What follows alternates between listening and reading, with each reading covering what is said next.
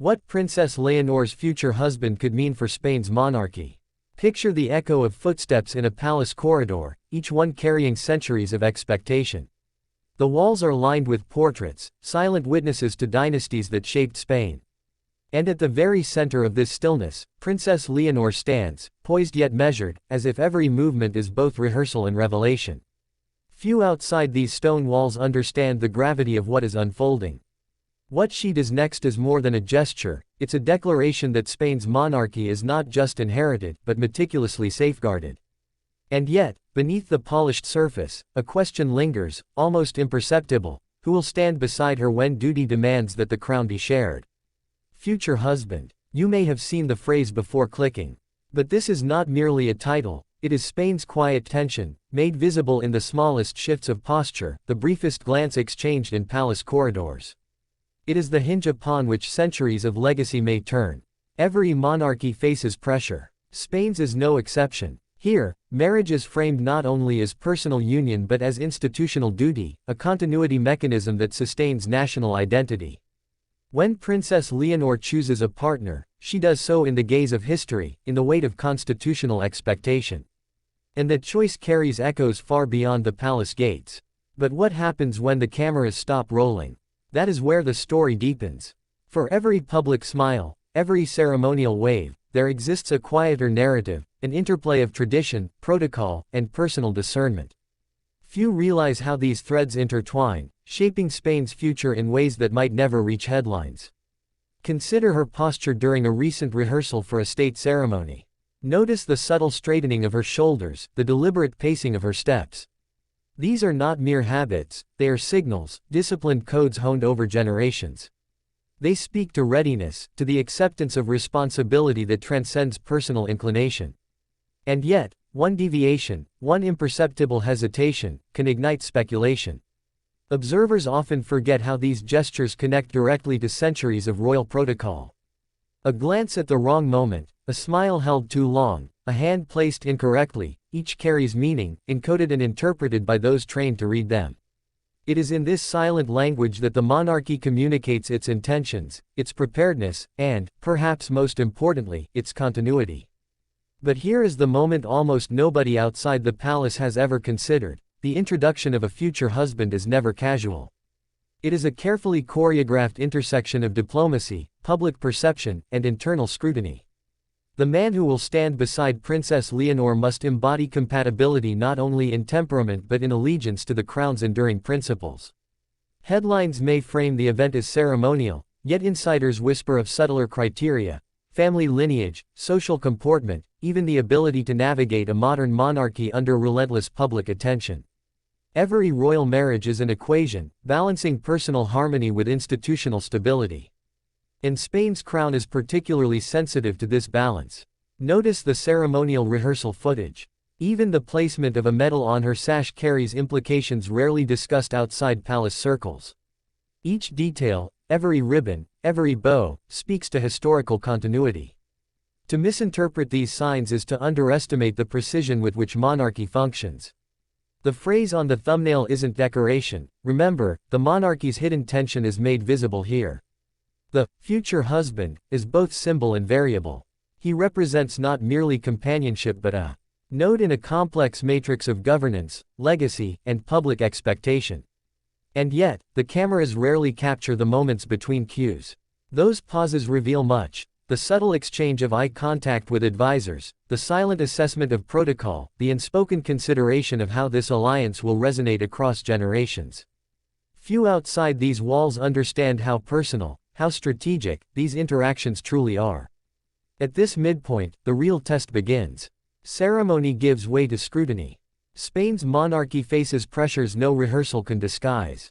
And here, the institution moves from ritual into trial, every decision observed, every gesture weighted with consequence.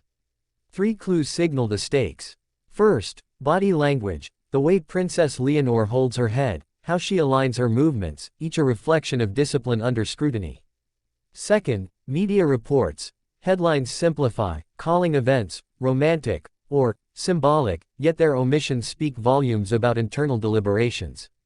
Third, protocol highlights. A slight rearrangement of seating at a banquet, a subtle adjustment in ceremonial order, small acts that reverberate through the architecture of monarchy. Consider the significance of public applause. Crowds cheer, yet the spaces between claps reveal a nation watching, cautious but invested. Their collective anticipation is not trivial, it mirrors the monarchy's own vigilance. Continuity, after all, is maintained not in spectacle alone but in the quiet alignment of expectation and execution. Few realize the historical resonance. Every royal consort in Spain's past faced scrutiny, some for personal temperament, others for the political alliances their marriages implied. The continuity of the crown has always depended on the subtle intersection of public legitimacy and private stability. And today, the stakes are no less exacting. The midpoint escalation arrives. This is the moment where ceremony transforms into consequence. A future husband is not merely companion, he is a participant in governance by proximity, a silent custodian of constitutional equilibrium. Each handshake, each glance in formal settings, signals alignment or friction with centuries-old codes. And yet, almost invisibly, tradition collides with modern expectation. Public perception, global media attention, and evolving norms of royal life create a dynamic tension. The monarchy must not only perform continuity but demonstrate adaptability without compromising legitimacy. This is where personal choice intersects with institutional endurance. Notice the subtle cues. The timing of arrivals, the way conversations are conducted in private wings, the deliberate introduction of prospective allies. Few appreciate the choreography, but it is precisely these orchestrated moments that ensure Spain's crown remains resilient. And when Spain's future queen finally meets her prospective consort in public, observe the interaction. Every nod, every shared glance, carries layers of implication. Is there composure under observation? Ease within ritual? Alignment of intent with duty? These are not idle questions, they are metrics of continuity. Now, look at the ceremonial artifacts, the scepter, the medallions, the banners. They are not mere symbols but anchors of history, embedding the present moment within a narrative that stretches centuries. Even the placement of a chair can communicate hierarchy, precedence, and implicit trust. But what seems ceremonial now may prove decisive in Spain's future. A single misstep, or conversely, a perfectly timed gesture, can alter perception, affecting not only public sentiment but internal assessments of readiness. The monarchy is an institution sensitive to nuance, and in nuance lies both risk and reassurance. By the final moments of observation, the real test crystallizes. Tradition collides with scrutiny, private assessment with public expectation, and personal choice with institutional responsibility. Every participant in this unfolding narrative, from advisors to media intermediaries, is attuned to these layers. And through it all, the monarchy itself must maintain poise, legitimacy, and a perception of continuity. Even now, forward-looking considerations emerge. Who will support the Queen in ceremonial duties? Who will participate in constitutional functions, advising where discretion is required? These questions are less about romance and more about the operational integrity of the crown. And beneath the surface, these choices ripple outward, influencing Spain's national identity and governance. Finally, as we observe these intersections of personal and institutional life, one thought remains: the monarchy is not static. It is not merely the sum of ceremonies or inherited titles. It is a living, evolving mechanism, balancing tradition and modernity, personal agency and public duty. And the introduction of a future husband is one of its most subtle yet consequential acts. And as Spain looks forward, the monarchy's future hangs in delicate balance. The next chapter promises pressures even more intense than those we have witnessed here, decisions that may redefine royal continuity, and moments that will test both legacy and resilience.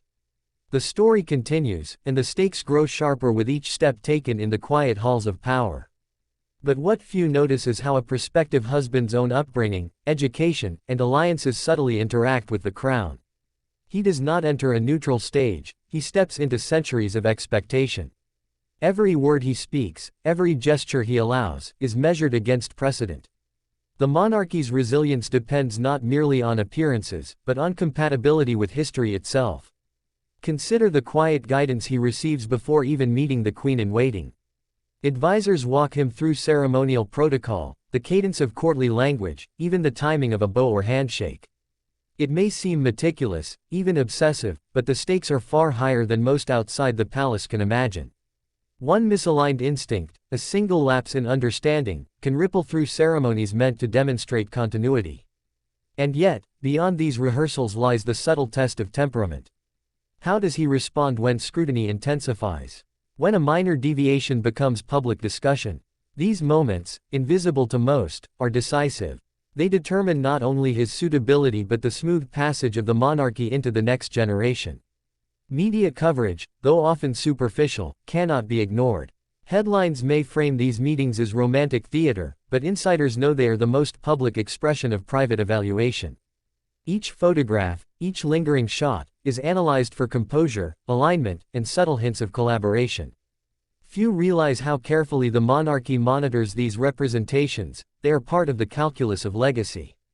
And here, the tension sharpens. What happens when private affection collides with public expectation? When personal choice meets centuries of institutional duty?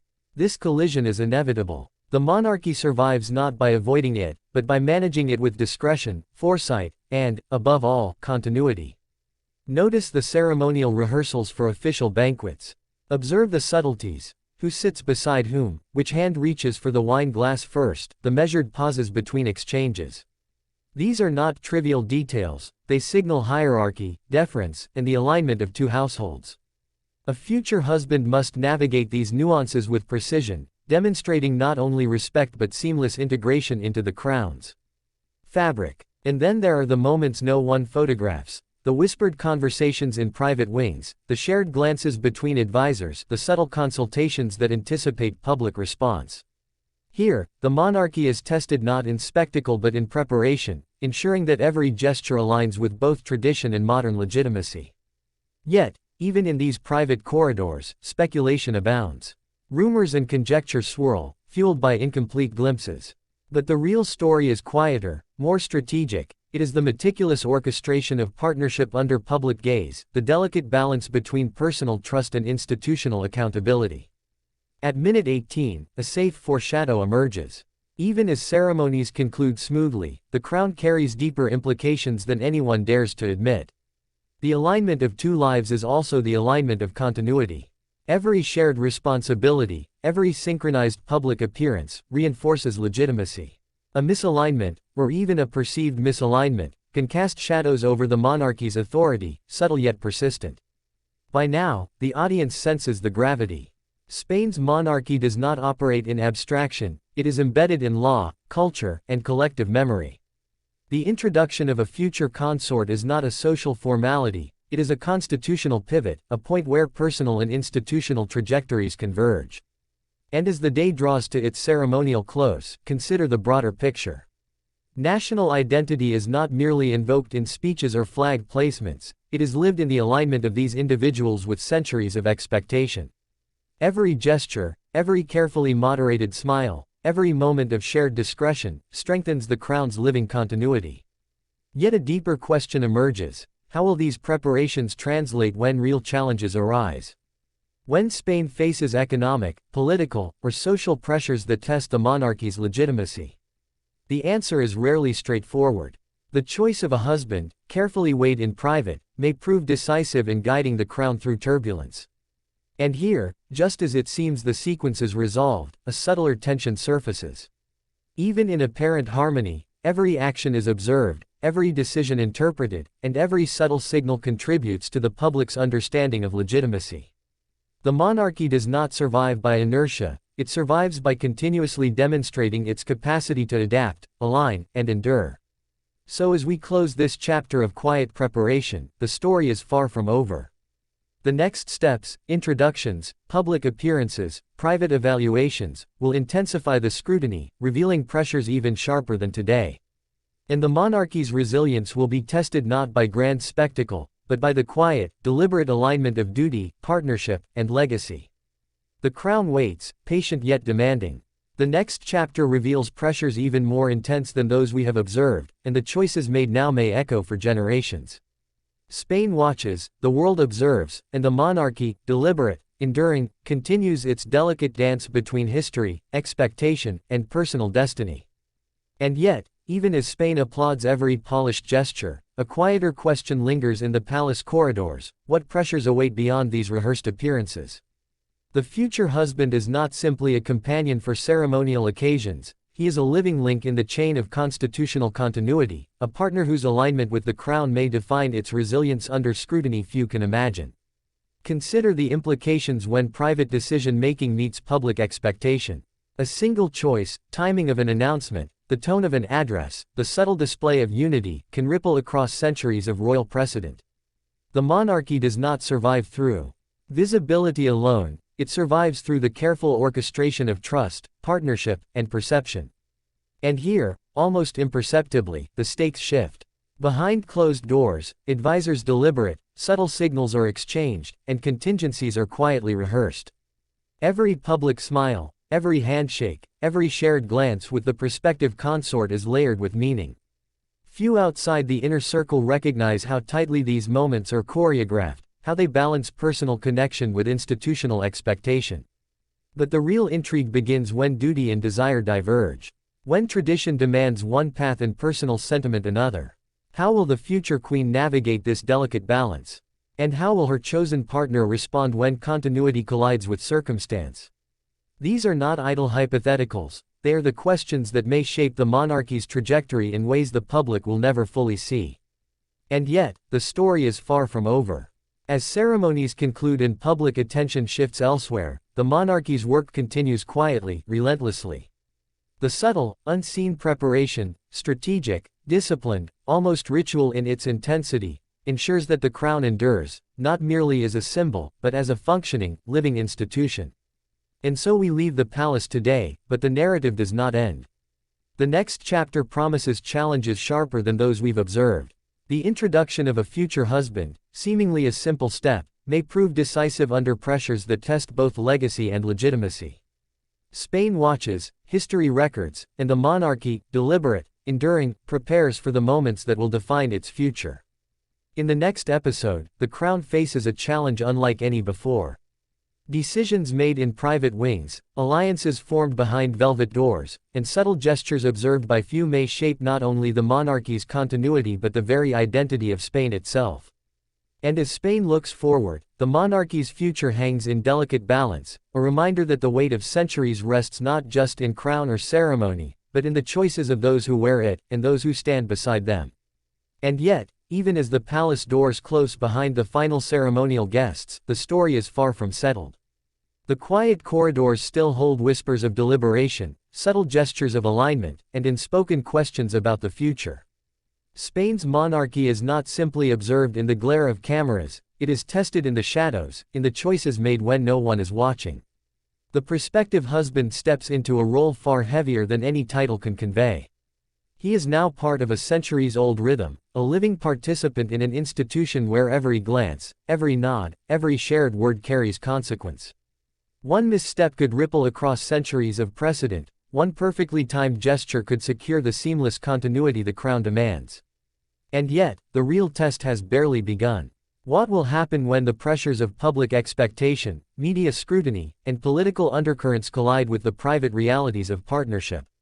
Will loyalty, temperament, and understanding align with the crown's meticulous standards, or will subtle misalignments reveal cracks in even the most polished facade? Consider this. History has shown that royal marriages often define more than personal legacy, they shape national identity, influence public confidence, and set precedents for generations to come.